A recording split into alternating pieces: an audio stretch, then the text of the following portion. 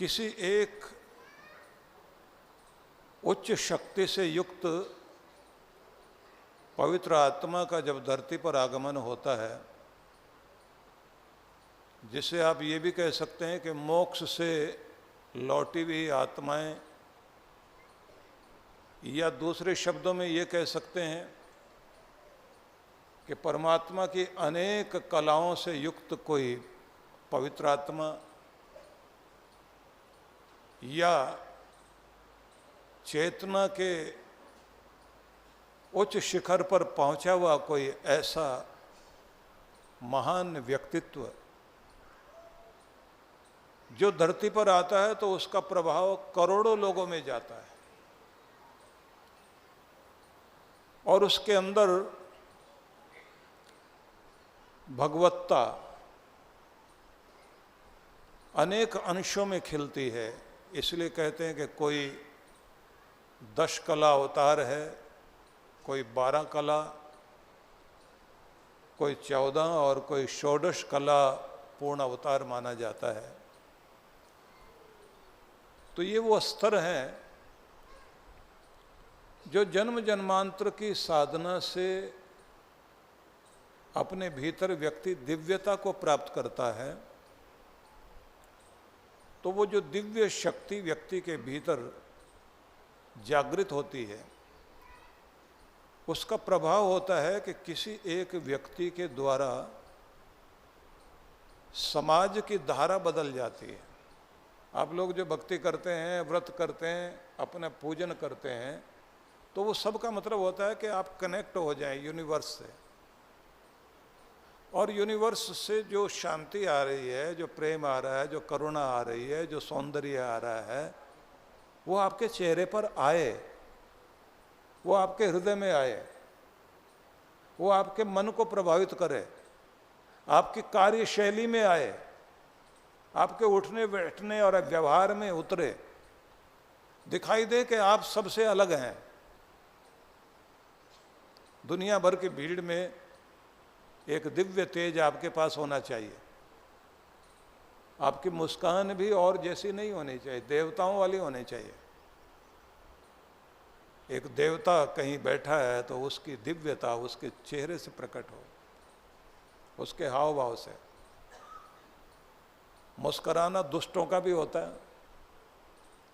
चोर का भी होता है, ठग का मुस्कुराना, किसी शैतान का मुस्कुराना, और किसी एक दिव्य पुरुष का जिसकी मुस्कान में सबका कल्याण छिपा होता है।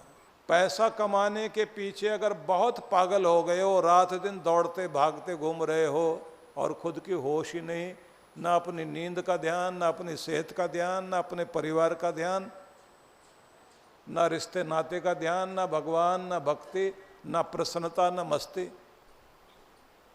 तो इसका मतलब ये तार बहुत कस दिया, इसे ढीला करने की जरूरत है। और जो तार बहुत ढीले छोड़े हुए थे सेहत के बारे में, अपनी नींद पर ध्यान नहीं दे रहे थे, तार बहुत ढीला था, अब इसे कसो, नींद अच्छी लो, सेहत पर अच्छे से ध्यान दो, और ज्यादा तनाव वाला तार जो तुमने कस रखा था, थोड़ा माथा ढीला छोड़ो, थोड़ा चेहरे पर शांति आने दो। और जो तुम अब तक बहुत उदास रहने लग गए, इरिटेट रहने लग गए, खीज में आ गए, उस तार को ढीला छोड़ो, थोड़ी मुस्कुराहट वाले तार को उसको बढ़ाओ। वो जो मुस्कुराहट तुम्हारी खो गई थी उसी जगह। तो जीवन में ये 2 चीजें उनकी मध्यम मार्ग, कि 2 चीजों का कि अति में मत पड़ जाना, अति आलसी नहीं हो जाना, और रात दिन दौड़ते दौड़ते जीना, सीढ़ियां चढ़ते रह गए, जीना भूल गए। तो ये उनका बहुत प्रसिद्ध हुआ संदेश। इस संदेश को आप पकड़ के देखिए और इसकी बारीकी में जाइए। बेकार में समय गंवा रहे हो तो इसका मतलब तार बहुत ढीला है और टाइम ही नहीं है बिल्कुल भी, तो तार ज्यादा कस गया। संतुलन बनाइए, ना अति कड़वा और न ऐसा बोलो कि चाटुकारिता ही हो। बैलेंस लाओ जीवन के हर क्षेत्र में। तो ये बुद्ध की एक बहुत बड़ी शिक्षा थी, उनकी एक देशना थी जिस पर विचार करना चाहिए। लेकिन कुछ चीजें बहुत ही महत्वपूर्ण है कि बुद्ध ने अपनी साधना से बहुत कुछ पाया था, और साधना करते समय भी क्योंकि उन्होंने अपना शरीर सुखा लिया था तो खुद भी ये महसूस किया। उस समय भी कहते हैं कि सुजाता ने खीर खिलाई थी उनको जब वो भूखे थे, और उनके सामने गंधर्व लोग वीणा बजाते हुए गाते हुए निकले थे, जिन्होंने गीत गाया था कि न तार वीणा के ज़्यादा कसना, न तार ढीले छोड़ना, तारों को मधुर बनाओ, जिंदगी को मधुर बनाओ, मध्यम मार्ग को अपनाओ। बुद्ध ने फिर खीर खाने के बाद और फिर अपने शरीर को थोड़ा ठीक किया, फिर अपनी साधना में गए, और वाराणसी में उन्होंने सारनाथ में सबसे पहला संदेश दिया।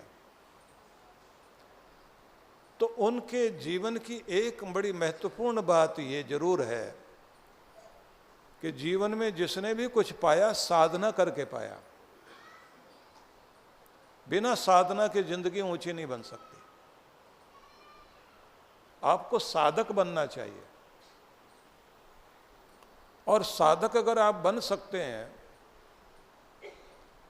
तो फिर उसके लिए आपको कोई बहाने की खोज करने की जरूरत नहीं है। आपको सवेरे सवेरे समय मिल सकता है, जल्दी सोकर जल्दी उठ जाएं, अपना आसन संभालें, अपने भीतर शांति को लेकर आए।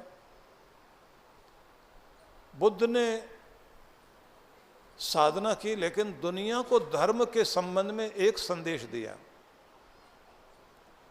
कि धर्म क्या है। वो कहते करुणा ही धर्म है। तुम्हें दया आती हो, दूसरों पर तरस आता हो, ये जो तरस आता है दूसरों पर, इसी का नाम धर्म है, और ये आपकी जिंदगी में होना चाहिए। परम पूज्य श्री सुधांशु जी महाराज के पावन सानिध्य में विराट भक्ति सत्संग कार्यक्रम की रूपरेखा 1 जून से 4 जून सायं 5 से 7 बजे, 2 से 4 जून प्रातः 9 से 11 बजे। सत्संग स्थल जवाहर पार्क, सुंदरनगर, हिमाचल प्रदेश। विशेष कार्यक्रम मंत्र दीक्षा 4 जून प्रातः 11 बजे।